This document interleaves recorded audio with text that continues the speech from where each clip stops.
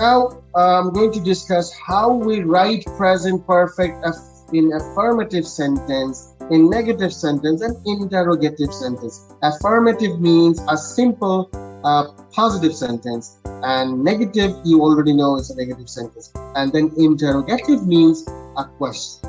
So let's find out more about this. Here you have it on the slide. You can see affirmative is the positive, negative is here, and question is here. Now, how we write it is we write the subject first, then we write has or have. So I'm going to write it here. We write subject, then we write has or have. Now, I hope you remember the singular subjects in third person. When we have he, she, it, they will use has, and when we have I, you, we, and they will use have. And after this, we use the third form of the verb. Remember, some grammar will call it past participle.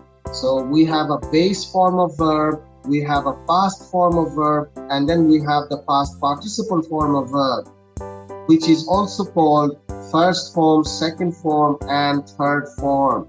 So we use the third form, means past participle form with. So here you can see subject first, and then have or has, and then we have the third form of the verb. Most of the verbs, I hope you remember, use ed if they are regular. If they are not regular, then they will change the spelling within themselves. So you can see here, eaten, jumped, cooked, written, flown, shouted, drunk. So some of the verbs use ed, some of the verbs don't. That's because some verbs are regular verbs take ed, but irregular verbs don't. Okay, so look at this now. I have jumped. This is the positive sentence. You have eaten. Now look at these ones. He, she, it.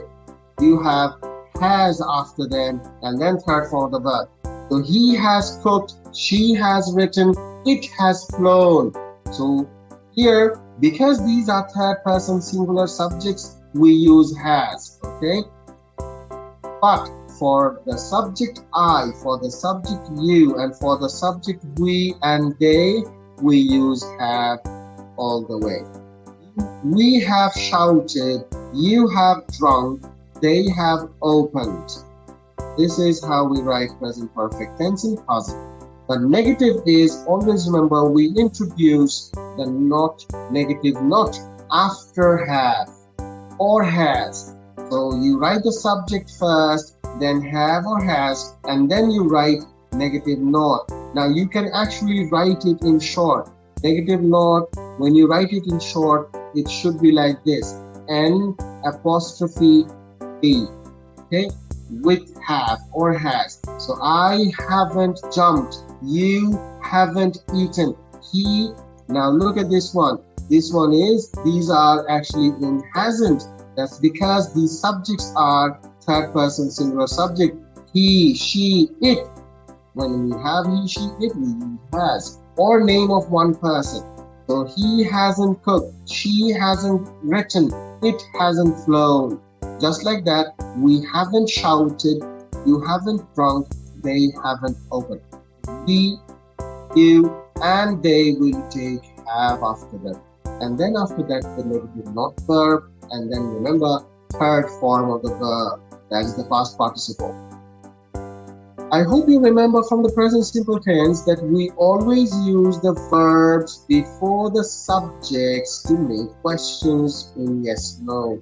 So you write the be verbs, you write the auxiliary verbs or the helping verbs always before the subject, and that will be your yes, no question. So you can see, have I jumped, have you eaten, has he, has she, has it. So here you have has. That's because I told you the subjects are third person singular.